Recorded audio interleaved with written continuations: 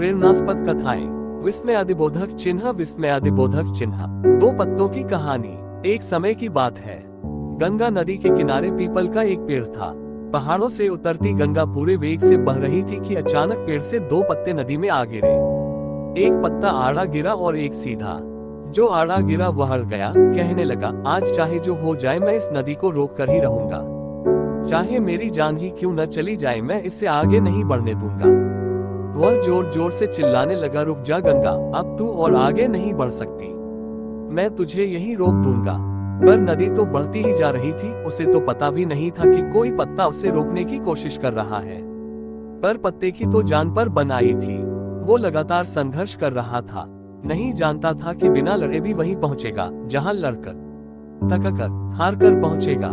पर अब और तब के बीच का समय उसकी पीड़ा का, उसके संताप का काल बन जाएगा। वहीं दूसरा पत्ता जो सीधा गिरा था, वह तो नदी के प्रवाह के साथ ही बड़े मजे से बहता चला जा रहा था।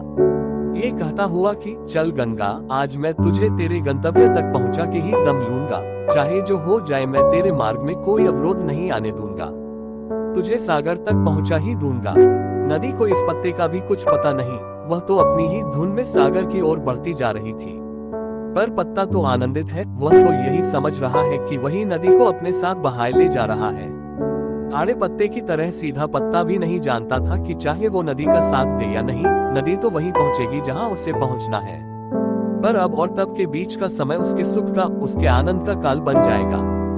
जो पत्ता नदी से लड़ रहा है, उसे रोक रहा है, उसकी जीत का कोई उपाय संभव नहीं है। और जो पत्ता नदी को बहाए जा रहा है, उसकी हार को कोई उपाय संभव नहीं है। हमारा जीवन भी उस नदी के समान है जिसमें सुख और दुख की तेज धाराएं बहती रहती हैं। और जो कोई जीवन की इस धारा को आड़े पत्ते की तरह रोकने का प्रयास भी करता है, तो वह मूर्ख है, क्योंकि ना तो कभी जीवन किसी के लिए रुका है और ना ही रुक सकता है। वह अज्ञान में है जो आड़े पत्ते की तरह जीवन की इस बहती नदी में सुख की धारा को ठहराने या दुख की धारा को जल्दी बहाने की मूर्खतापूर्ण कोशिश करता है।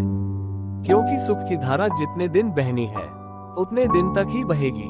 आप उसे बढ़ा नहीं सकते। और अगर आपके जीवन में दुख का बहाव जितने समय तक के लिए आना है, वो आकर ही रहेगा, फिर क्यों आड़े पत्ते की तरह इसे रोकने की फिजूल मेहनत करें।